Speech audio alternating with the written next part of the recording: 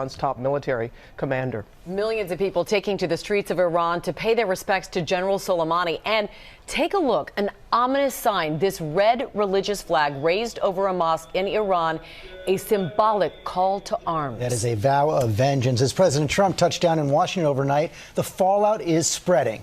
Iran has announced they will no longer honor the 2015 nuclear agreement. They're going to ramp up nuclear production.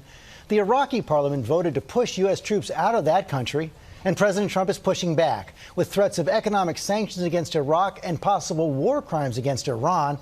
All this as a terror group loyal to al-Qaeda killed 3 Americans on a military base in Kenya. So much. Our team is spread out from Washington to Iran. Martha Raddatz is there, starting us off with the latest. Good morning, Martha. Good morning, Robin. I have been in the midst of anti-American protests in Iran before, but nothing like this. A powerful combination of grief and anger with shouts of death to America echoing through the streets around us. This morning, mourners filling the streets of Iran's capital of Tehran for the funeral of General Soleimani, killed by that U.S. drone strike last week. Aerial images capturing the sea of Iranians packing the streets to pay tribute to a man revered by many here. Trump made a big mistake. He killed our hero. Soleimani's image everywhere, the impact of his death profound. The crowds are massive and emotional. There are many tears here, many signs with Soleimani's picture on them, but the message is also very clear. These people want revenge. Are we human or not? As we made our way through the streets of Tehran, people surrounding us, shouting death to America. We will have very hard revenge of Mr. Trump. Inside the funeral service, the emotion just as powerful. The supreme leader of Iran weeping and praying over a coffin draped in the Iraqi flag.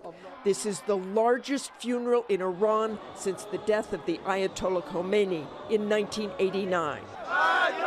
Today, calls for jihad. Members of the Iranian parliament also chanting death to America. And a red flag symbolizing a declaration of war raised above an Iranian mosque on Saturday. Soleimani's replacement as head of the Quds Force calling for revenge. The leader of Iranian-backed Hezbollah saying American soldiers and officers will be going home in coffins. And Soleimani's own daughter making a televised plea with Hezbollah to take revenge for the blood of her father. This morning, the Iranian government announcing they're suspending commitments to the 2015 nuclear deal, abandoning limits on enriching uranium and stockpiling nuclear fuel.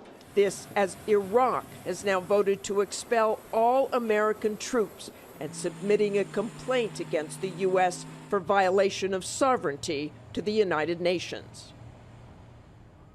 Just 6 months ago when we were here, some people were critical of their leaders because of the effect of American sanctions. But today, for now at least, they are united against America. Robin? And Martha, as you know, we're already sending an additional 4,500 troops to the region. You kind of alluded to it earlier when you started your piece in saying you've never had this sense being there in Iran before like this, what's going on the ground. Well, exactly. I don't think people here want an all-out war, but they do want revenge for the death of Soleimani. But the next move is all up to Iran. Robin? Okay, Martha, thank you. I don't know the reason, finna wake them all up, 'cause I know they sleeping, I'm wide awake.